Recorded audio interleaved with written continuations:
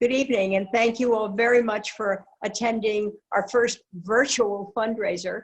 This is Spring for Reform. We usually have it in the Manhattan Penthouse, but I know you'll forgive all the blips that may occur. I just wanted to say thank you again, and I want you to know that this topic of digitally and doing democracy in the digital world, I think is a very relevant topic right now.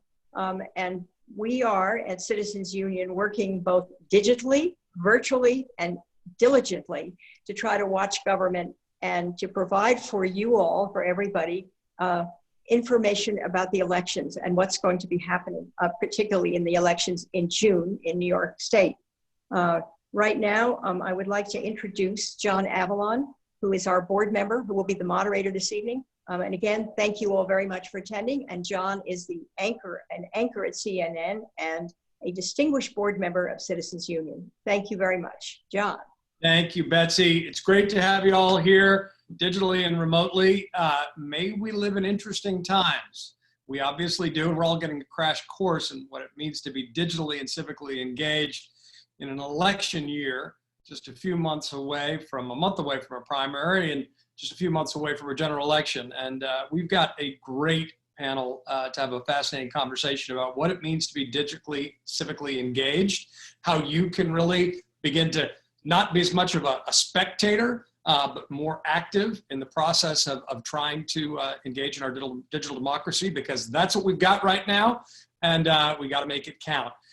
With us today are Senator Zellnor Myrie, who I've been told to call Z. I will do with some trepidation, but he's also the chairman of the Committee on Elections, representing Brooklyn. We're delighted to have him with us.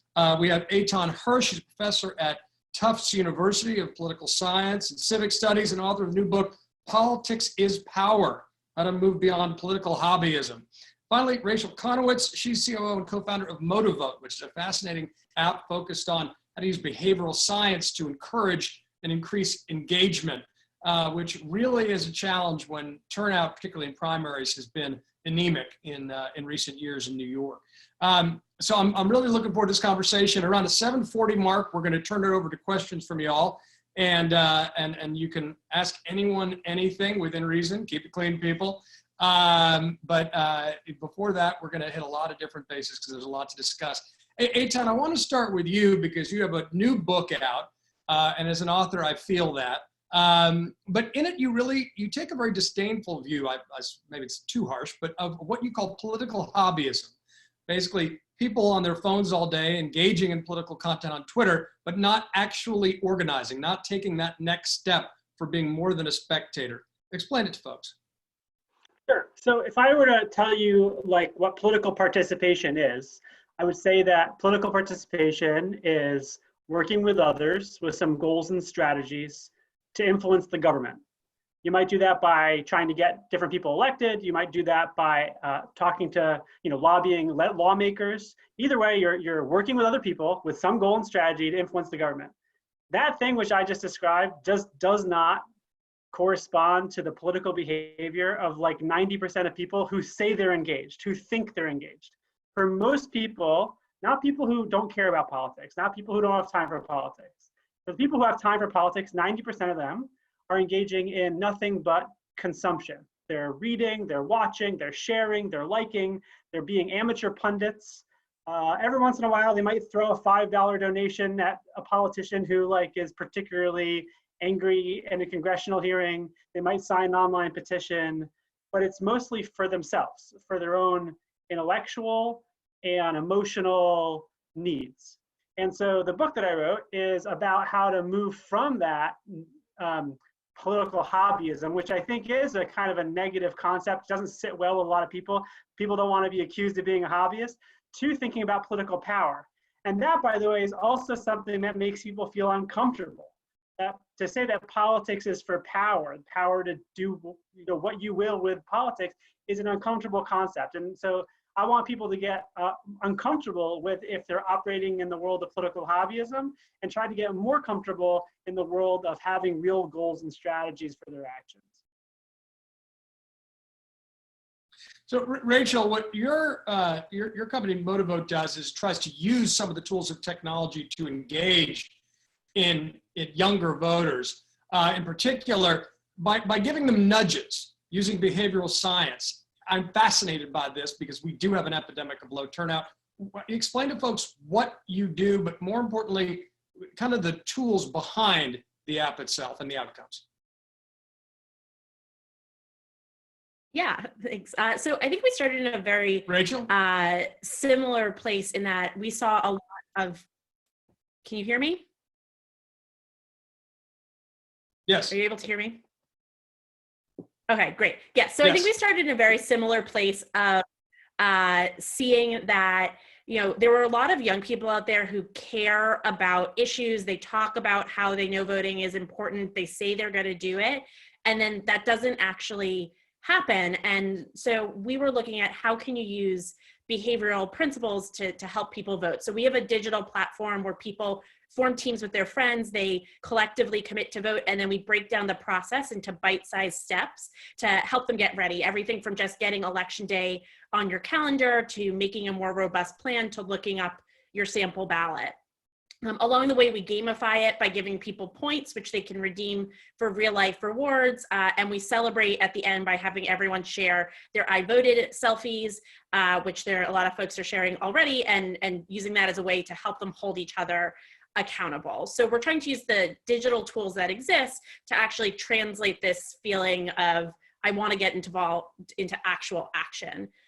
We've based this on both principles that have been proven in the voting world, like making a plan is more likely to make you to vote, or we know that social accountability, you know, a reminder from a friend is a really effective nudge, but also things that we see in the world of, you know, fitness and finance, where people have turned the act of, you know, going to the gym regularly or saving for retirement into a game, and that's been really effective. So we're applying that to civic engagement as well. Very cool. That's kind of a judo move on the problem that Eitan is describing. Senator Myrie, Z, you are chairman of the Committee on Elections. There is a lot on the docket right now, a lot of confusion about how an election can be held in the pandemic.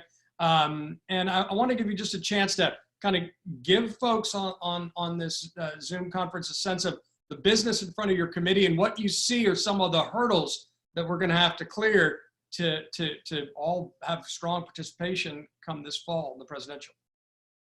That's right, and thank you so much, John. And I'd be remiss if I didn't thank Citizens Union for having me on this panel and for being with the panelists, and good evening to everyone that has joined us. You hit it right on the head. Now, we know that democracy under normal circumstances is a contact sport. Someone who is in the line of work that I'm doing, I am used to shaking hands and hugging folks and going to senior centers and congregating a lot. And that, of course, is not possible because of what we're facing with this pandemic. And so we've been forced to think about how our democracy will look in the age of social distancing. And outside of not being present physically, we have to think about the statutory implications as well. So one of the first things that we had to grapple with in the legislature was the simple process of getting on the ballot. You have to go out, you know the process, you see folks with the green sheets, getting signatures. There was a level of signatures that you needed prior to this pandemic that we had to lower in the state because we didn't want folks out there imperiling the health of themselves or the vulnerable population. So we had to pass that into law. But then there's also the notion of voting by mail. And that is something that has been really in the public lexicon as of late. In New York, we have a somewhat unique situation in that our Constitution, the state Constitution, does not allow for vote by mail. And the legislature has tried to overturn that. We are in the process of doing so. So we've had to be creative about how we will do voting by mail without doing it by statute. So what we have come up with is... Can I ask you a question about that? Of course, of course. Why has there been resistance to vote by mail in New York State? So it's a great question, and it's not just limited to New York, but we've seen this play out in some partisan bickering on what vote by mail implicates. Some folks say that it is a security issue, and so they don't trust the process. Others think that it favors one particular party over another, and so they've opposed it on those grounds. But what we've seen borne out in the data is that none of that is true. And the jurisdictions that vote by mail have done so without technical difficulty. Now, we have to be careful here in New York, since we have not done this on a grand scale yet. This is going to take, it's going to be some learning bumps, right? And we're going to have to make sure that we do it the right way. But we are mailing every single registered voter an absentee ballot application. You then have to fill that out, and then you will receive an absentee ballot.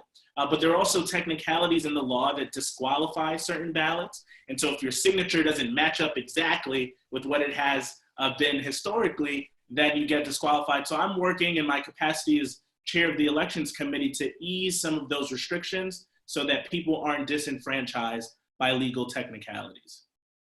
That's such important work, and it really dovetails to a large extent about what Citizens Union does.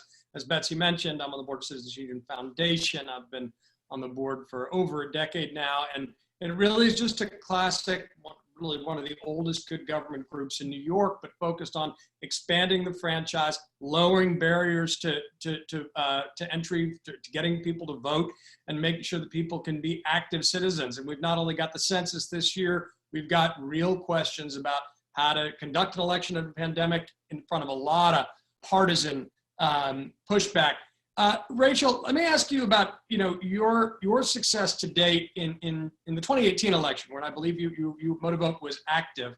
One of the cynical stereotypes about politics is that young people don't turn out to vote. You're obviously trying to solve that problem. What data do you have about your success in converting folks through accountability measures in the 2018 election?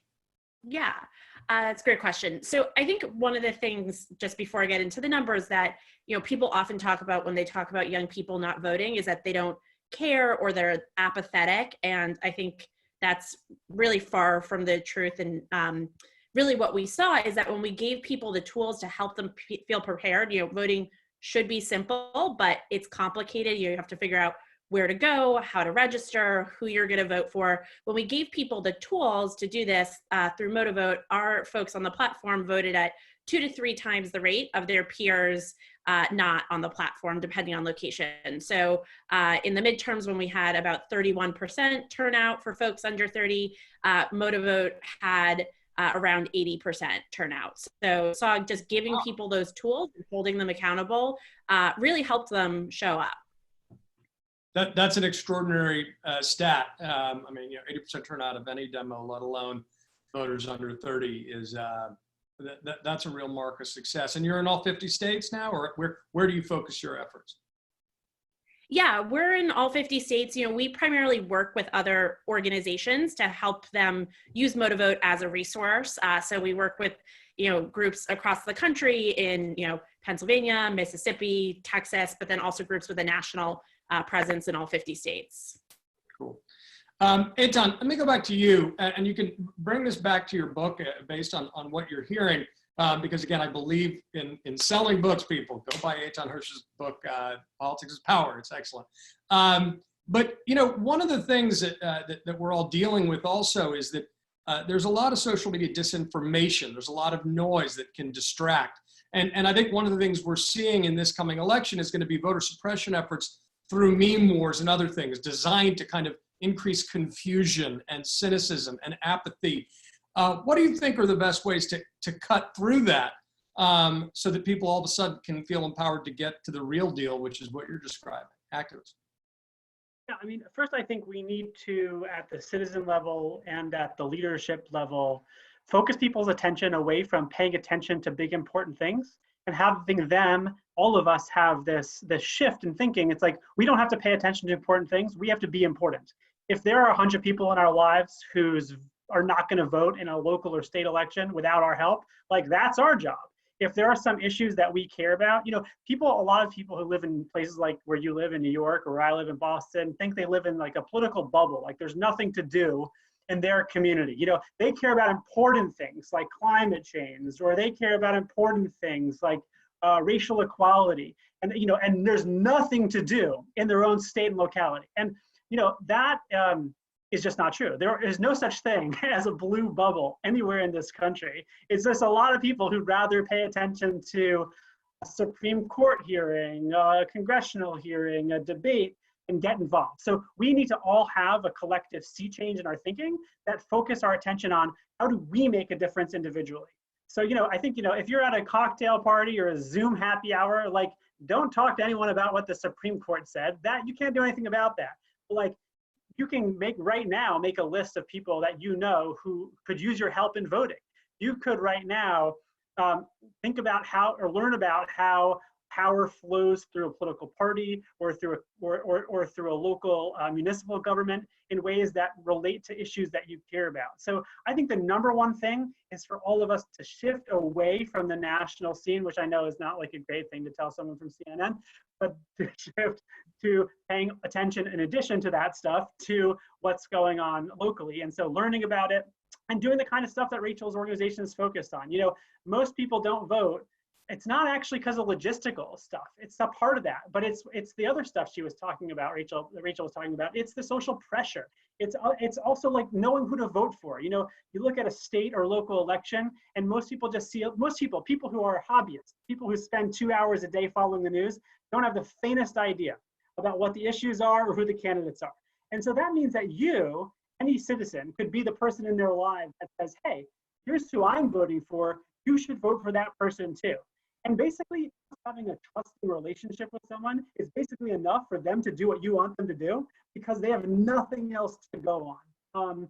I think you can see everywhere from New York to the bluest states to the reddest states that individuals are really making. It's not just like a phrase, right? Like, people are making serious differences in their local communities as long as they're willing to shift gears from thinking about all the important stuff in Washington to thinking about like what they can individually do. And look, obviously, it's possible and desirable and necessary for citizens to do both. And I think you're right, though, folks have felt sort of disempowered on a local level for a variety of reasons. And I think you're making a really important point. I got to say, just plug for CU, that's why Citizens Union exists, going back to fights against Tammany Hall more than a century ago, is to get people involved in local politics, to feel empowered in a nonpartisan, good government way, to push for policies rather than just partisanship. Senator Zellnor, Senator Z, I'm going to call you Senator Z. I like that. That's got to be music to your ears in terms of Eitan's message of focus on the local. So my question to you is, A, how do you advise a state senator to find people can get focused on local politics? And directly related to that, how, as chairman of the election committee, do you understand the really anemic turnout we have in primaries in New York? I mean, it's frankly pathetic, and yet that's really the deciding election in many cases. What do you attribute it to, and what do you think can be done about it?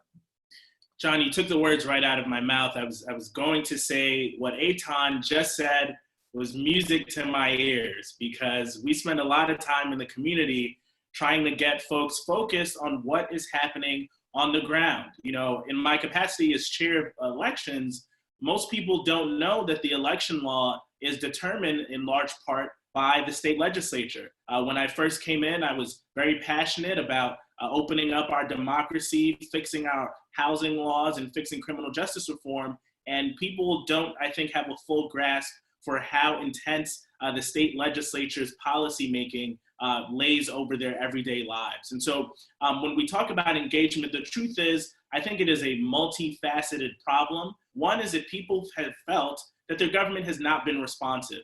And so to the working parent in the district, to the teachers, to our blue collar workers, for many times, for as long as they've been alive, they haven't seen a government that has responded to them. So when you talk to them about getting engaged in local government, they're like, who? Council member who? Senator who? Assembly member who?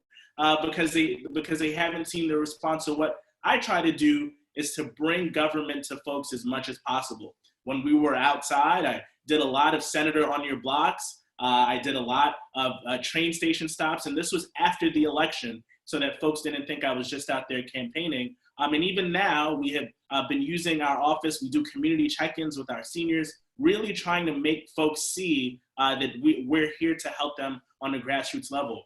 By way of participation, you said it, the voter participation in New York has been abysmal. I have said when I first got in, and I continue to say this, that I view one of my goals as the chair of elections to bring New York from worst to first. And we've done a number of things to increase participation. One of those things being instituting early voting. And I'm hoping that we will continue on that path with things like automatic voter registration that would get those numbers up as well, and to encourage folks to really be engaged at a local level. So I am hopeful that events like this and organizations like Citizens Union will continue to lead the effort to tell folks that what happens in your localities really matter. So Rachel, I mean, what the Senator just said obviously is desirable. We all want that. But you're trying to approach it in a different way through technology and behavioral science. What do you think that you've learned that can help people like the state senator in a position of real power as chairman of the elections committee to achieve those goals? That maybe, stuff that doesn't occur to folks in Albany every day. Yeah, that's a great question. I think, first of all, we are all for all of those reforms that the senator was talking about. We think that, if we can, any way we can make it easier, it is better. But given the circumstances that we're in, I think programs that do outreach, to people are really important. So I know the city of New York, has programs that are specifically doing outreach to young people, and just having peers talk to them. I think the other thing for young people, and I know, is just having politicians come and talk to them. This isn't a policy thing, but a lot of times, young people don't vote because they don't feel like they're being listened to. And so when our lawmakers enact policies that affect young people in a positive way, they're more likely to vote. I think that's one of the biggest things for young folks, is feeling listened to. And one thing that you're doing that I think actually was done a lot more in the 19th century, frankly, when we had much higher voting turnout, not a model time in almost all respects, but that accountability, that kind of constructive peer pressure. And Senator, I got to say, it's great that you're doing those events outside the context of an election, because there is the sense that state politics is basically an incumbency protection racket. And the fact you're going out there and doing what might be seen as a campaign event when it's not election season is great. Got questions coming in, and I want to start sort of sprinkling those into our conversation. Eitan, one's for you. How do you move people from just voting to really greater engagement? I mean, what's that hurdle? It's a big enough hurdle to get people to vote in a primary and a general. Shouldn't be, but it is. What do you find are the most effective mechanisms, levers to pull to get people to take that next step? Yeah, so I mean, for a lot of people, just voting, most people have an idea that it's their civic duty to vote in all elections, but almost nobody votes in all elections. So if the number one thing you do is decide you really are going to vote in all elections, you're going to have to shift your news consumption to include some local stuff. And actually, it's very hard for people to vote in local elections, because a lot of times the local candidates, they don't have websites. It's not straightforward. You might actually have to go to like a candidate forum. You'll have to change your whole diet to actually successfully vote in every election. And so that's, I think, number one. Number two is, what I say about online, people ask me all the time, if people who spend a lot of time online on Facebook and Twitter, are they like doing something that's going to be a gateway into activism? Like, is that going to help them become more than a voter? And the answer is, I think, having looked at all the research on this, it's no. It's not going to. And it's not going to because online, we are, generally speaking, learning the wrong information and practicing the wrong skills. So there are people, probably everyone who's listening here today knows a lot of people, and maybe some of them are yourself, who spend like 2 hours a day on the news. And if you ask this news junkie, say, how can I get involved on some issue I care about, education? The news junkie blushes and says like, oh, I actually don't know a thing about how to get involved in any issue, but like I can tell you about the Mueller report, So you're just learning, for the most part, the wrong information if you're just kind of following, scrolling down your news feed. And this other thing is really important. You're practicing the wrong skills. One thing that I spend a lot of time with in this book is I follow the course of 7 volunteer organizers. And one thing that they all have in common is that they basically have to practice patience and empathy and all sorts of skill sets that we just don't use online. And the reason is kind of obvious once you think about it, which is anytime in any social relationship, like at work or if you have kids, or if, you know, whatever. If you're trying to get someone to do something they don't want to do, you have to like empathize with them and understand where they're coming from. We know, everybody knows that. But the thing is, when it comes to politics online, we don't do that because our goal is not power. It's not trying to get someone to do something. It's just like emoting, or it's having some feeling of catharsis. I think that the big shift from going from kind of hobbyism to activism, not just realizing that you're an important person in this democracy, but also having this shift, like, I actually need to totally shift gears in terms of how I treat people because I want to get something from them. Huh. That's really interesting. Senator, that sort of begs another interesting question about voter participation, which is how much the environment of polarization and hyperpartisanship alienate more than it attracts? And could that be addressed, for example, by opening up primaries so that independent voters who are effectively disenfranchised at that stage of the process can begin engaging? Or do you think it really, you know, what a lot of polls will say, not putting a term in your mouth, is low turnout is basically good for their business in terms of getting... No, John, I think you're right. And I think we can certainly have a conversation on the pros and cons of open primaries, but I do think that our polarization has been destructive to the legislative process. And it's not just polarization by way of partisanship. It happens intra-party as well.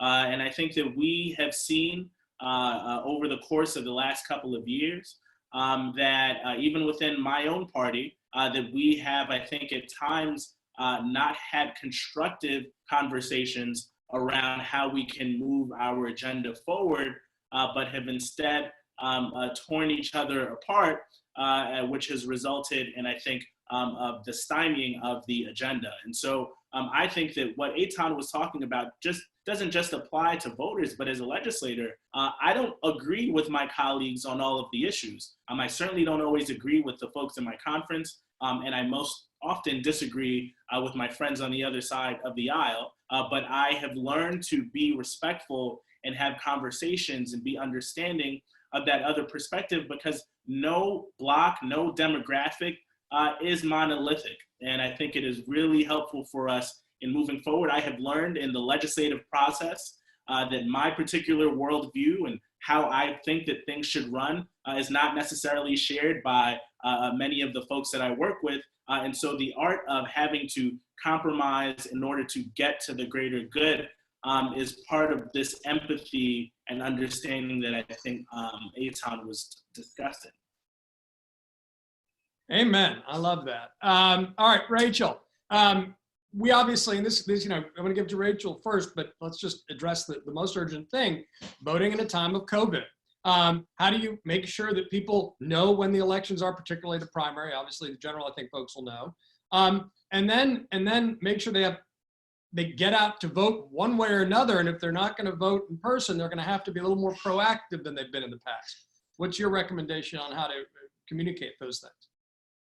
Yeah, so what we're doing at Motivote is we're just making sure that we are giving people the most up-to-date information in a timely manner. So we're constantly updating to make sure that people know when their next election is, know when that's changed, and then particularly working to educate people about vote by mail. And I think here is where education is really the key piece for most folks around the country. You know, vote by mail is not something that they've done before. It's not a familiar process. And so really educating people both about how you actually do it. You know, you need to request a ballot by this time. You know, in New York, you'll be getting a form to request your ballot, but you still need to send it in. You won't just automatically get your ballot. All of those pieces, but also just about what vote by mail is. You know, I've talked to young people who are not so sure that it's the best way to vote because they haven't gotten their ballots on time before or things like that. So building confidence in the system by education, I think is going to be one of the key pieces here. And, you know, because we can't go to door, digital outreach will play an important role there as well. That's a great segue to a question we've gotten for Senator Z. This one's from Petula Hanley. Has online voting been considered in New York? What are the pros and cons of that as you see it? Yeah, so I think that is certainly a part of the discussion. I would step back for a second. We don't even have online voter registration yet. And we have been working towards that. We passed it in last year's budget. It is due to be implemented starting next year. The city of New York already has an apparatus that is ready for it to go. I sponsor a bill in the Senate that would allow for them to do that right now. And so I think that we have to take it one step at a time. I would love to see online voter registration come to fruition, see it work successfully before we have the discussion on online voting. I think in the larger conversation, there have been some security concerns around voting online, and I think that we have a ways to go before we reach there, but it's certainly something that is worth discussing. And certainly for the digital machines, I think a paper ballot backup, I think, is certainly a best practice. Another one just for you, just the practical question of when can folks, this is for Brett McSweeney, when can voters expect in terms of receiving absentee ballots, and will there be one will the request be for the presidential and the primary, or do you need to do it per election? This is a really excellent question, and forgive me if we get a little too in the weeds. I'll try to be brief. But how the process usually works, in New York is that you make the request per election, right? And the exception has been that you make one-time requests for an absentee ballot for all of the elections that are coming forward. In this new era of the increase in participation in the absentee ballot form of voting, there has been pushback by my friends on the other side of the aisle for making the one-time application stick for the primary and the general election. That currently is up in the air. There is a robust discussion happening behind the scenes about whether or not this should be done by executive order from the governor to say, look, one application for an absentee ballot for this primary in June and for the general election in November, because we don't know where we're going to be as a community, as a society. We don't know COVID's impacts and how long it will last. So let's just have folks apply for it once and send it to them both for June and November. But as it stands right now, you have to make a request for both the primary and the general election. There are folks like myself who believe it should be one time, and hopefully that it comes to fruition. All right, there's news you can use. Eitan, what reforms do you think help get people more engaged? So, ranked choice voting we're going to have going forward. There have been a lot of fights over that, certainly nationally, but locally, because it has to be given our system. Things like redistricting reform, so that you have more competitive general elections, at least for federal offices. That some evidence shows certainly increases turnout and probably creates an incentive for folks to work across the aisle. Do you have kind of a wish list of election reforms that you think could increase civic engagement? Sure, I'm not sure this will be very popular to say, but let me just preface what I'm going to say by saying this, that I've spent a lot of my career so far focused on these kind of mechanical issues, particularly relating to voting rights. So voter ID laws in many states, really in the weeds stuff like can the RMV online connect to the voter registration system online, issues about alleged allegations of non-citizens voting. I spent a lot of time focused on the structure of the elections like that. And I think that what I'm going to articulate is a view that is held probably by most political scientists, but is very unpopular in the general public, which is that basically these things only affect voting a tiny bit on the margins. We've had this long history in the last 20 years of solving logistical burdens for voters. We have early voting. Almost a third of the country before COVID votes early or absentee. We've had election day registration. We've seen from these reforms almost no increase in participation. And so the real impediment to voting is, this is not to say we shouldn't make sure we're solving problems, particularly as they relate to purposeful discrimination. We shouldn't, and I'm of the view we shouldn't be making voting harder. We should make it easier, particularly in the case of COVID. There's a lot to do to make it easier. There's a lot of work to be done in state legislatures, particularly to try to keep ahead of the logistical burdens we're now facing, so that even if turnout's going to decline, maybe it won't decline by so much, right? We still want to maintain the robustness and the legitimacy of the election system.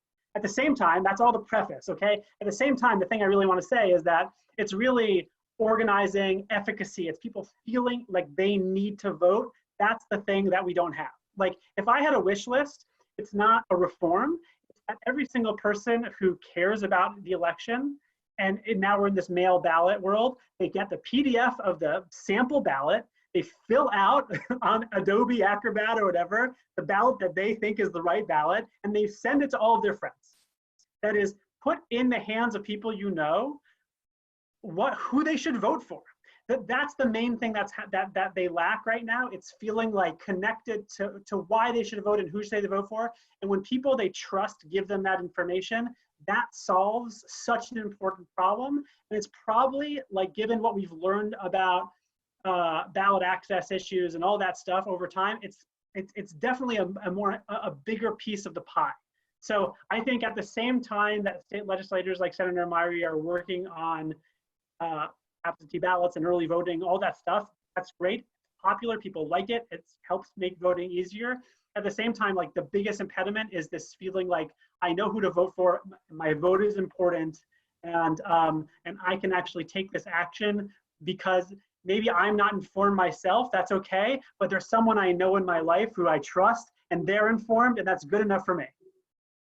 So let me just stay with you for 1 second. As a political scientist who studied this, when do you see voting declining in terms of percentage of engagement, and why? Because look, certainly seems to me that if you have more competitive general elections, one of the things we've moved away from, that you're going to have more people feeling like their vote matters. But tell me when we start to see a decline in voting, and why?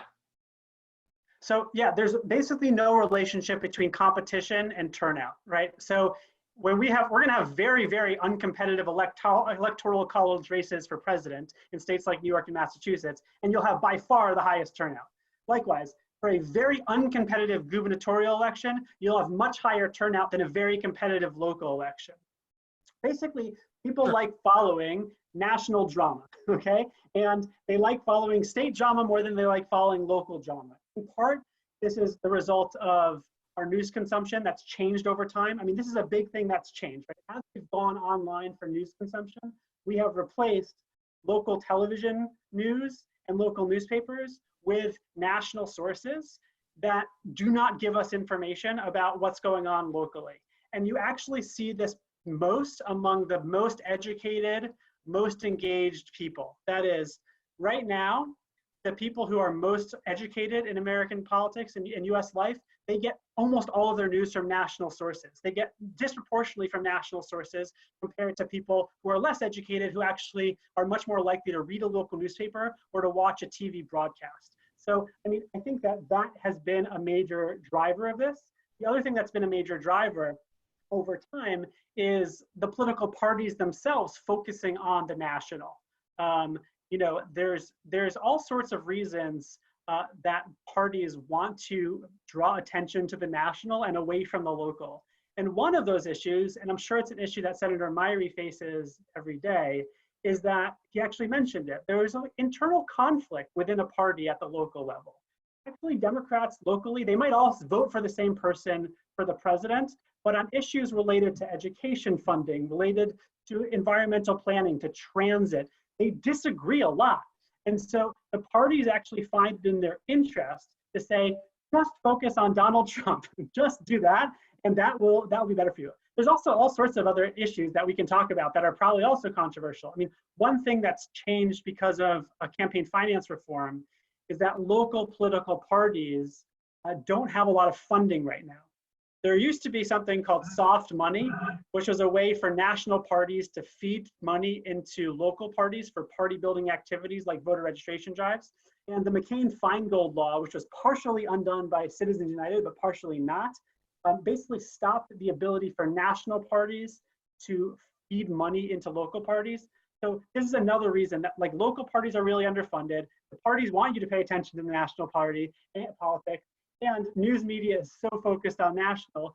This is why the main thing going on is, like, people are thirsty or they don't even know they're thirsty. They're lacking in information about who to vote for. Well, I got to say, part of what you're recommending and what you're describing is something that Citizens Union basically exists to counteract. We have a voter guide that's designed to sort of say, look, trusted nonpartisan source, here's a recommendation. And I think it goes back to an earlier era of engagement. I've got a lot of questions for Rachel and the Senator. So Rachel, just one for you. What messaging do you all find most effective when it comes to doing outreach to young voters? Is there a specific message they seem to respond to better based on your experience in the field? Yeah, so I'll start by saying I think the one that doesn't work, which is often used, is like voting is your civic duty. It's a responsibility. It's something you should be doing. I used to, before I was doing motorboat, used to organize on college campuses, and that was something you would hear a lot, but it's not something that resonates with young people. I think really talking about the issues that matter to them is really the most important thing. And so I think that goes to what Eitan was saying about, telling them that you should vote for this candidate because of their stance on this issue that matters to you, or just that you should vote for, a local issue because you care about these things. And so your vote matters for those. That's what we've seen resonate the most, is issue-based messaging. That's good. That's good to know. Senator Z, a lot of questions for you. I'm going to give you a handful, and you can take them at will. What impact do you think ranked choice voting will have on the 2021 mayoral? Can we expect the independent redistricting to occur after the next census? And are there any legitimate security concerns with vote by mail? Okay, so I'm going to try to get to all of those without going over the time. So I'll address them in reverse order. So the security concerns, there hasn't been demonstrated security threats by vote by mail. The question really is one of what we've been talking about the entire night, is the willingness to participate in a process that doesn't mirror your normal experience. If you are a voter that has gone into the voting booth your entire voting life, and now you have to put a piece of paper in a ballot and put it in a mailbox and have that sent out, and you just don't know, you can't really see, you're not handing it to a poll worker, I think there is some discomfort in that. And I think particularly for communities that have been subject to disenfranchisement in the past, who don't trust the process, it doesn't encourage participation. But the security, the actual opening of the ballots, that happens just the same way that we do absentee ballots right now. And so I think that for folks who are hesitant, I would encourage them to talk to folks about what has actually occurred in the past. There's no real evidence that there are security threats. Now, the Independent Redistricting Commission, for those of you who haven't been following, we passed in 2012, not we, I wasn't in the legislature then, but a constitutional amendment that changed our redistricting process so that it would be independent of the legislature. That is all based on census information. Census information, by the way, that is going to be delayed because of COVID-19. And the Census Bureau has requested that they be given a later date to submit the information, which pushes back all of the deadlines. Now, the Independent Redistricting Commission here in New York had, if we were under the old deadline, about 4 months to do its work. But now, by request of the Census Bureau, we'll only have a month. And so me and some of my colleagues are in discussions right now about how we expedite the commission's work, hopefully have them start earlier so that we can have a really robust and public and transparent drawing of the lines. And regarding ranked choice voting, I wish I had a more eloquent and robust and thoughtful answer, but the truth is, I have no idea. We haven't seen it. I'm not sure what the impact will be. There's some folks that say, look, this may help candidates that may not have risen to the top in the past. Others say, well, this will temper the animosity that we see in campaigns because you're going to be trying to appeal to a wider base. I actually believe that and was a supporter of ranked choice voting, but I don't know how it's going to play out. And I think all of us are waiting to see. I will say on the hopeful side, there's some evidence, at least in other states that have tried it like Maine, that it does decrease a sense of sort of interpersonal venom between candidates, which would be nice to see. This question's from all of y'all. How do you get people worrying about income loss and COVID infection to focus on something like an election or the census? What kind of messaging do you think will break through? Because a lot of people say, even though voting in an election, the outcomes of that election might impact those very things, it may seem to some folks comparatively small. Rachel, we'll start with you. Yeah, I mean, I think this is a tough and an important question. I think you can't ignore the realities of what people are facing. And I've certainly seen messaging out there that just doesn't acknowledge that at all, particularly in some fundraising stuff. And I think you have to be aware of what people are going through. Beyond any message, I think what we've been talking about in terms of, hearing from your friends about why voting is important. I think hearing that from people that you trust right now, when you hear, politicians or people in the news saying you should still vote, it's still important. Those people are so divorced from most people's everyday life that unfortunately that's not going to be the thing that gets them to the polls. It's not going to be a fancy, TV ad. And so I think, peers encouraging peers to vote, that's going to be what makes a difference. Eitan, I imagine you're in head nodding agreement with that. Yeah, let me just add 2 points. One point is that one thing that a crisis like this does is it showcases good leadership and bad leadership. I think across the country, we've seen governors of both parties sink and swim. And where they swim and are doing a good job, you can see that they're being rewarded for it. And where they're not doing a good job, you're seeing that they're being penalized for it. And so I think, not that there's any really silver lining, but it's really sometimes hard for voters to see the relationship between what's going on in their life and political leadership. And actually, I think this is a moment where they do see that. The second thing I would say is that when I talk about political hobbyists, the kind of person who spends an hour or two a day, jazzed up about national news, but not doing much else, I'm talking about the third of the population that is probably most insulated from the worst of a crisis like this. That is, it's mostly well-educated, higher earners who have an hour or two to kill on Twitter or Facebook or whatever. And so I think that it's not to say that they're not facing all sorts of crises, but they are relatively insulated. And so, the world kind of needs them to do more than scroll their Twitter feed. I would say particularly among, young voters who have not only sometimes time, but young voters who are more protected from the illness. Usually if you look at campaigns and political activism, you see two groups. You see recent retirees who have a lot of time to spend on things like politics and other activities, and you see young people. And I think political activism for the next 1 or 2 or 3 or 4 years is going to be more the domain of young people who can get out there. And so I think that what organizations can do is make sure that those young people feel empowered. One thing that I find like crazy when I go around and talk to all sorts of civic organizations is I see so many civic organizations, political organizations, parties, where their leadership, like their board, has no young people, like no one under 50. And, when I see time and time again, the organizations that are thriving and that have multi-generational coalitions, that have young people willing to do stuff, are the ones that put a teenager or someone in their 20s on the board, people who are saying, we don't want you to just be foot soldiers for some activity. We want you to be part of our leadership. And so that's, I think that's a third or fourth point I have. No, that's an important one. All right, Senator Z, what's your take on how to motivate people given COVID, fear of infection, and just the financial impact folks are having? I think I'd agree with my panelists. And the truth is, on the elections front, I haven't, even in my capacity as chair of elections, I haven't been focused on getting out the vote operations or talking too much about the elections.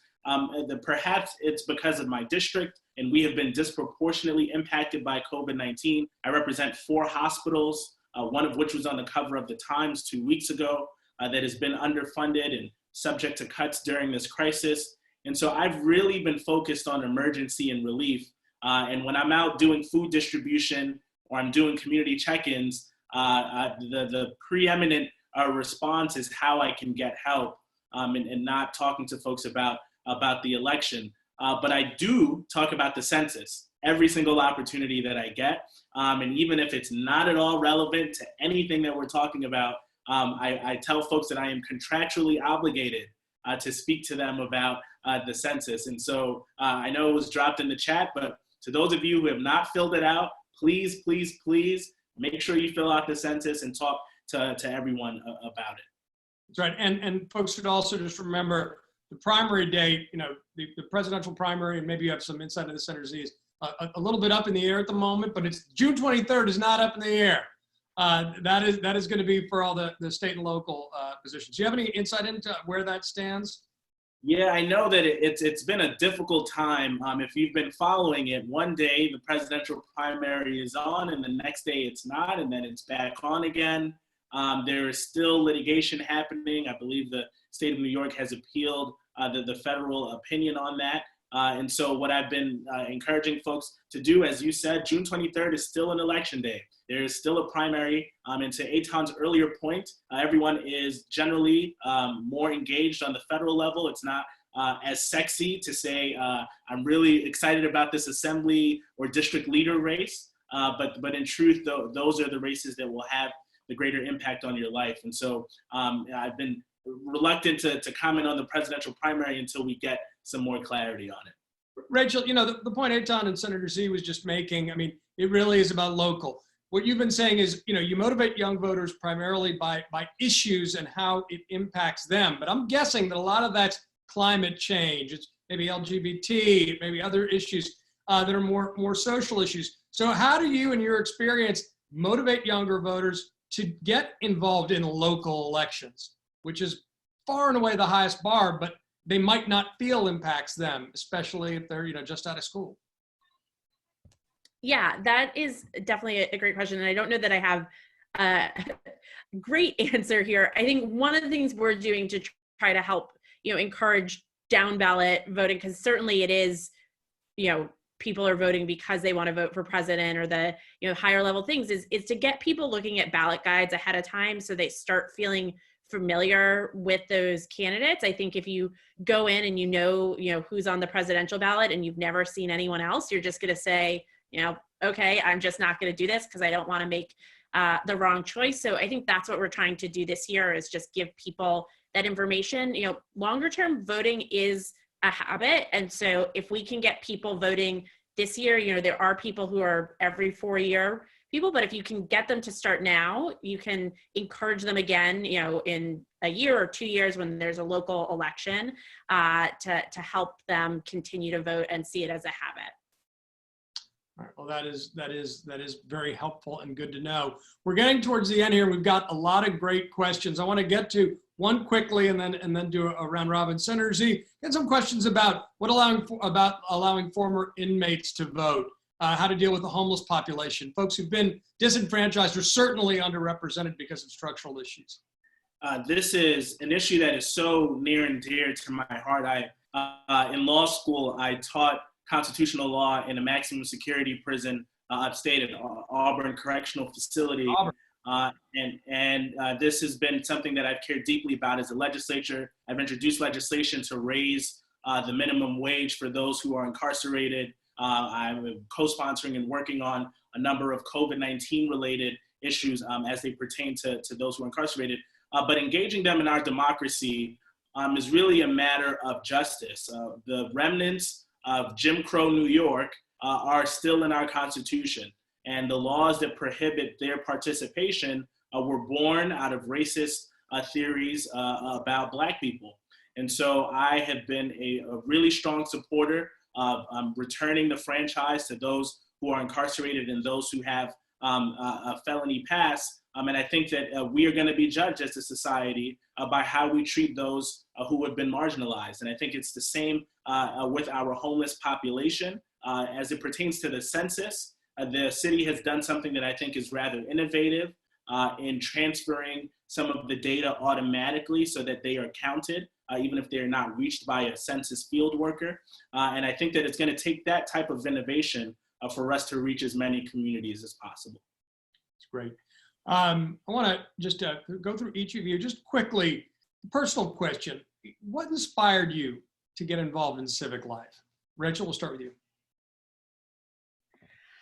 So I first started getting engaged in politics in a very small way with volunteering when I was in high school. And I think, you know, having education about the political system, and I had some really great teachers who taught me particularly US history in junior year. That was like the first time where I saw how mass movements, we read Howard Zinn, how those could help people win and achieve the things that they wanted. And so I started to get involved in a small way, and being able to do that was really powerful in taking to me where I am today. Eitan?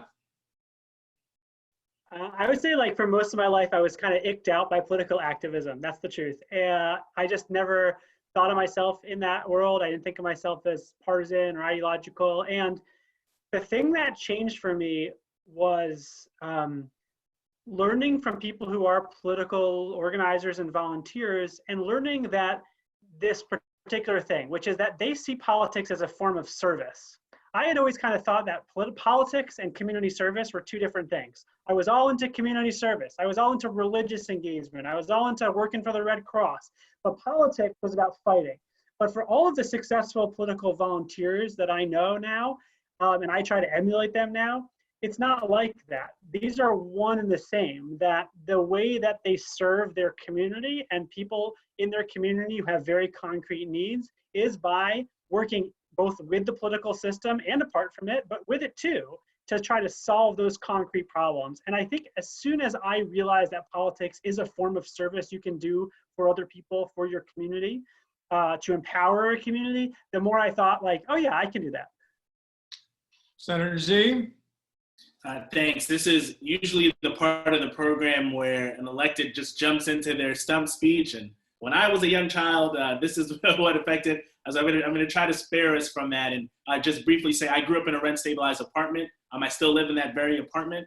And when I found out that rent stabilization laws were controlled by the people that were being elected, that was my first kind of inkling that maybe this is an area that the people in my community, including myself, should have more of a say over. And so that took me to a long path here to the state Senate, but it was that personal experience and realization that my everyday life was impacted by service and by politics that motivated me to get engaged in civic life. Listen, I want to thank all of you for what you do in different areas in civic life, from elected work to writing books and being a professor to really using technology and behavioral psychology to try to get more folks to participate in the process. That's what C is about. For everyone who joined us today, you participating in this, not only I hope, hopefully made you a little smarter, a little more motivated, but your participation also helps see you get out the voter guide. It helps us make the case for election reform, for increased engagement on a local and state level, and also to just make sure we're also all participating in basic things like the census. Decisions are made by people who show up. Members of Citizens Union showed up. Thank you so much for joining us on this Zoom Spring for Reform. I had a great time, and I hope you all did as well. Be well, everybody. Go out and vote, but don't just stop there. Stay participating.